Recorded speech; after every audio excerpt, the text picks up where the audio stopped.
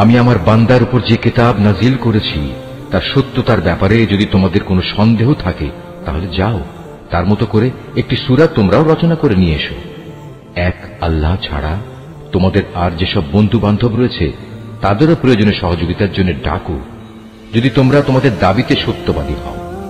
কিন্তু তোমরা যদি তা না করতে পারো, এবং আমি জানি তোমরা তা কখনই করতে পারবে না, তাহলে তোমরা দোজখের সেই কঠিন আগুনকে ভয় করো যার ইন্ধন হবে মানুষ ও পাথর। আল্লাহ তাআলাকে যারা অস্বীকার করে তাদের জন্যই এটা প্রস্তুত করে রাখা হয়েছে। অতঃপর যারা এই কিতাবের উপর ঈমান এনেছে এবং ভালো কাজ করেছে তাদের তুমি হে নবী সুসংবাদ দাও এমন এক জান্নাতের যার নিচ দিয়ে ঝর্ণা প্রবাহিত হতে থাকবে।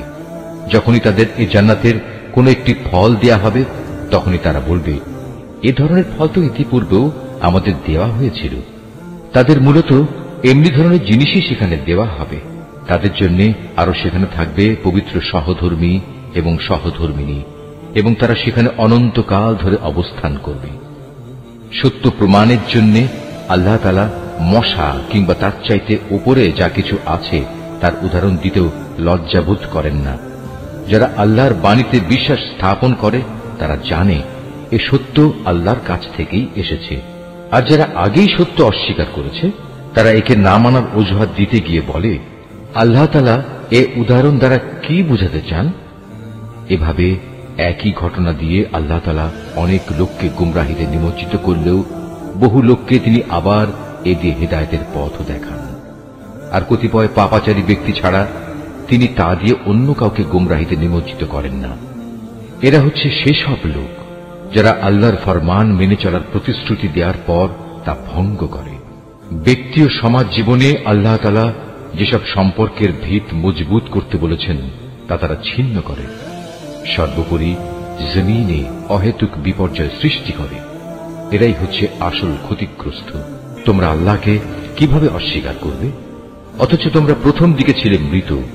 তিনি তোমাদের জীবন দিয়েছেন, পুনরায় তিনি তোমাদের মৃত্যু দেবেন। অতঃপর সর্বশেষে তিনি আবার তোমাদের জীবন দান করবেন, এবং এভাবেই তোমাদের একদিন তাঁর কাছে ফিরে যেতে হবে।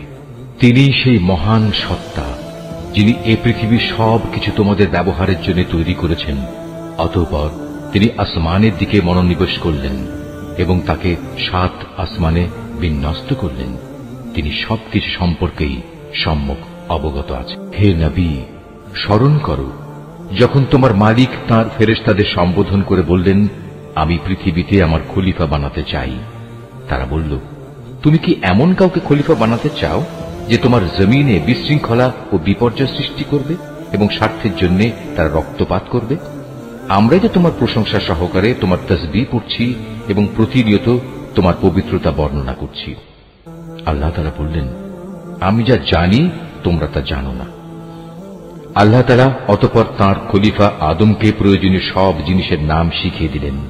পরে তিনি সেগুলো ফেরেশতাদের কাছে পেশ করে বললেন, তোমাদের আশঙ্কার ব্যাপারে তোমরা যদি সত্যবাদী হও তাহলে তোমরা আমাকে এর নামগুলো বলো তো। ফেরেশতারা বলল, হে আল্লাহ তাআলা, তুমি পবিত্র, আমাদের তো এর বাইরে আর কিছুই জানা নেই যা তুমি আমাদের শিক্ষা দিয়েছ। তুমিই একমাত্র জ্ঞানী, একমাত্র কুশলী।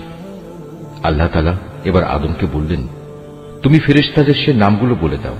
অতএব আদম আল্লাহর নির্দেশে ফেরেশতাদের সামনে নামগুলো যখন সুন্দরভাবে বলে দিল, তখন আল্লাহ তাআলা বললেন, আমি কি তোমাদের বলিনি যে আমি আসমান সমূহ ও জমিনের যাবতীয় গোপন বস্তু জানি, এবং তোমরা যা কিছু প্রকাশ করো আর যা কিছু গোপন করো আমি তাও ভালোভাবে জানি। আল্লাহ তাআলা যখন ফেরেশতাদের বললেন, তোমরা সম্মানের প্রতীক হিসেবে আদমের জন্য সাজদা করো, অতঃপর তারা আল্লাহর আদেশে আদমের সামনে সাজদা অবনত হল, শুধু ইবলিস ছাড়া। সে সাজদা করতে অস্বীকার করল এবং অহংকার করল। অতঃপর সে নাফরমানদের দলে শামিল হয়ে গেল। আমি বললাম, হে আদম, তুমি এবং তোমার স্ত্রী পরম সুখে এই বেহেশতে বসবাস করতে থাকো, এবং এর নিয়ামত থেকে যা তোমাদের মন চায় তাই তোমরা স্বাচ্ছন্দ্যের সাথে আহার করো। তবে এই গাছটির পাশেও যেও না, অন্যথায় তোমরা দুজনই সীমা লঙ্ঘনকারীদের মধ্যে শামিল হয়ে যাবে। কিন্তু শয়তান শেষ পর্যন্ত সেখান থেকে তাদের উভয়ের পদস্খলন ঘটাল। তারা উভয়ে বেহেশতে যেখানে ছিল সেখান থেকে সে তাদের বের করেই ছাড়ল। আর আমি তাদের বললাম, তোমরা একজন আরেকজনের দুশমন হিসেবে এখান থেকে নেমে পড়ো। তোমাদের পরবর্তী বাসস্থান হবে পৃথিবী। সেখানে একটি নির্দিষ্ট সময় পর্যন্ত তোমাদের জন্য জীবনের যাবতীয় উপকরণ থাকবে। অতঃপর আদম তার মালিকের কাছ থেকে হেদায়েত সম্বলিত কিছু বাণী পেল। আল্লাহ তাআলা তার উপর ক্ষমা পরবশ হলেন। অবশ্যই তিনি বড় মেহেরবান ও ক্ষমাশীল।